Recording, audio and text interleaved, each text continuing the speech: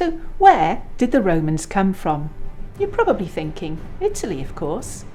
Well, yes, the Roman army was made up of soldiers from Italy, but also soldiers from many other countries across the Roman Empire. Here in Calais, we know that families came from Germany, France, and Africa. We know this because of the tombstones that you can see here in the museum.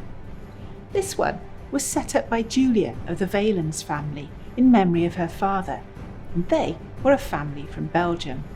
2,000 years ago, there were 6,000 soldiers here in the Legion at Calais.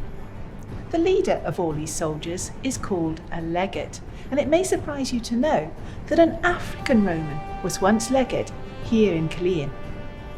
He and his army ruled over the land that we call Wales today.